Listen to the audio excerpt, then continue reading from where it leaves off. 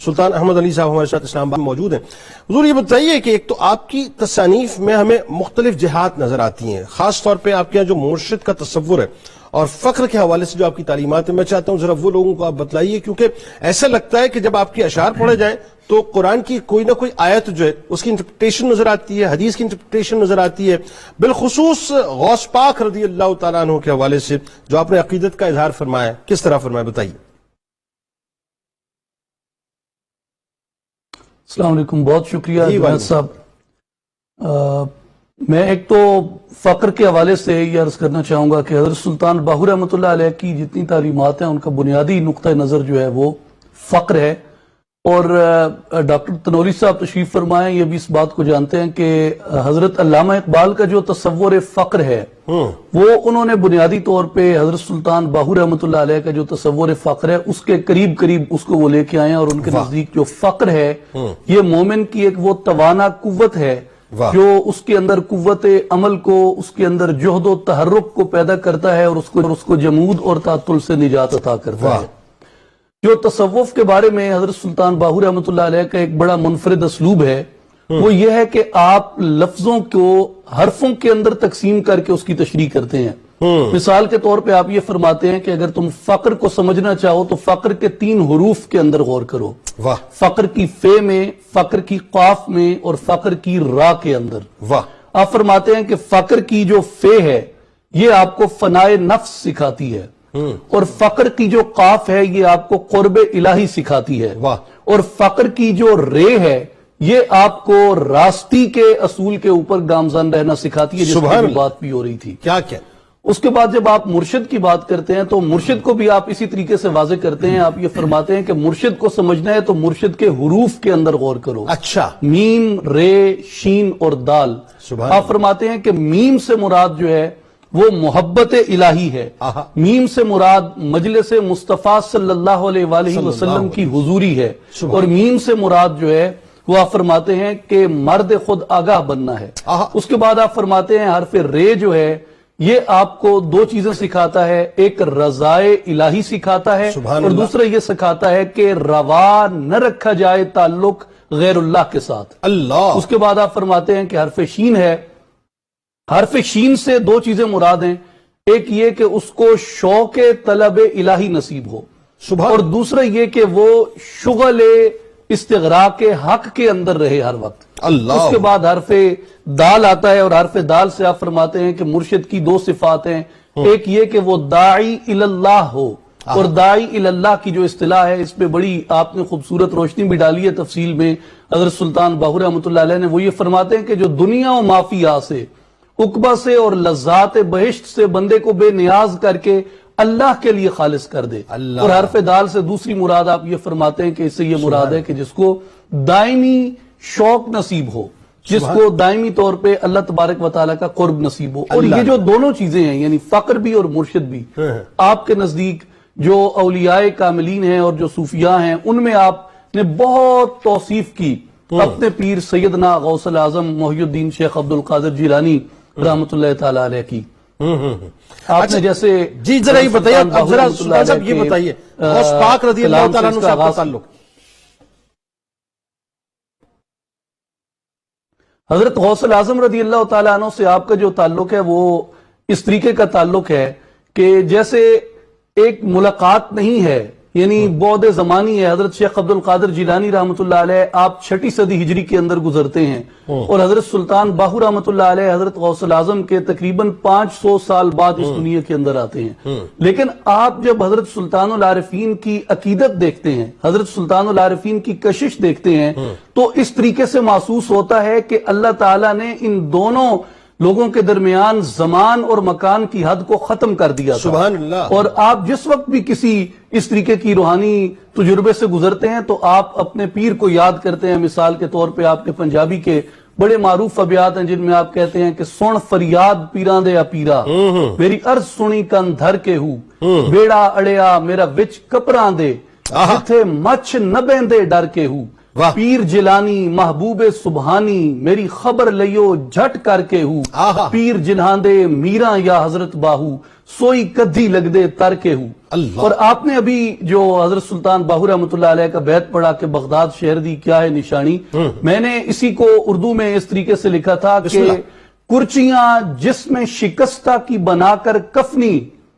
کرچیاں جس میں شکستہ کی بنا کر کفنی، پیر باہو کا علم کوچہ بغداد میں تھا۔ اللہ۔ یعنی وہ جس وقت درزی کی لیریں کہتے ہیں، یہ کپڑے کی لیریں نہیں ہیں، بلکہ وہ کہتے ہیں کہ تن من میرا پرزے پرزے، کہ میں اپنے جسم کو اپنے مرشد کی محبت کے اندر اس طرح وارفتہ پاتا ہوں کہ میرا جسم ٹکڑے ٹکڑے ہے، اور میں اپنے جسم کے ٹکڑوں کی کفنی بنا کے اپنے مرشد کے کوچے کے اندر چلتا ہوں۔ سبحان اور اللہ، آپ نے جزاک حضرت اللہ۔ غوث الاعظم کی ماشاء توصیف میں یہ لکھا ہے کہ میرے پیر کا کمال یہ ہے کہ جو ان کے سلسلے میں شامل ہوتا ہے وہ اس کو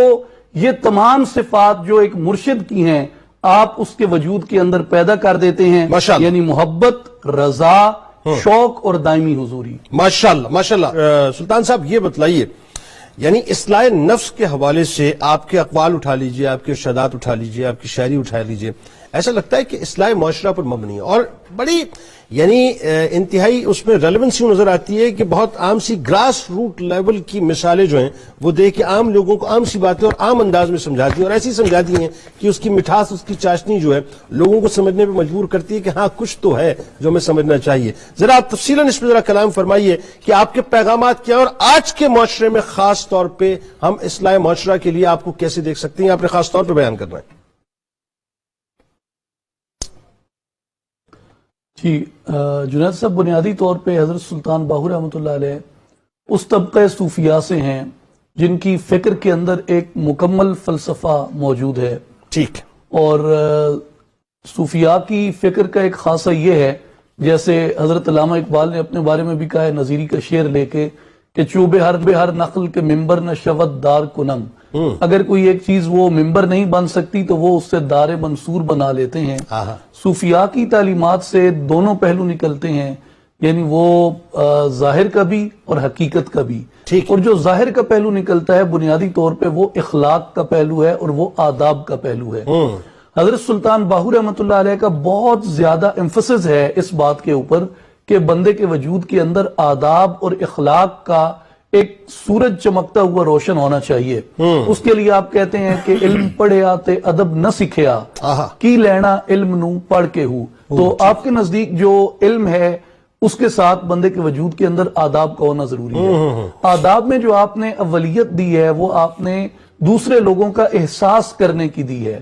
اور آپ دیکھیں کہ ایک اس کی بیت کی روحانی تشریح ہے، ایک اس کی معاشرتی سماجی اخلاقی تشریح ہے جب آپ یہ کہتے ہیں کہ دل دریا سمندروں ڈونگے کون دلاں دیاں جانے ہوں، کہ ایک شخص جس کسی کو آپ دیکھتے ہیں وہ کس حال میں ہے، کس احوال سے گزر رہا ہے، اس نے پوشاک اچھی پہنی ہے یا نہیں پہنی، حلیہ اچھا ہے یا حلیہ اچھا نہیں ہے، لیکن تم اس کے ظاہر کو یا اس کے اٹائر کو نہ دیکھو بلکہ اس کے دل کا احساس کرو۔ اور آخر میں آپ نے یہ کہا ہے کہ جو دل دا محرم ہوئے باہو سو ہی رب پچھانے ہو، کہ جو لوگوں کے دل کا احساس کرتا ہے، لوگوں کے جذبات کا خیال رکھتا ہے، لوگوں کی دل آزاری سے پرہیز کرتا ہے، بالآخر وہی شخص ہوتا ہے جو اللہ تبارک و تعالیٰ کی حضوری کے لائق قرار پاتا ہے۔ سبحان اللہ۔ اسی طرح آپ نے یہ بھی فرمایا ہے کہ جیوندے جے مر رہنا ہوئے وانگ فقیراں رہیے ہو،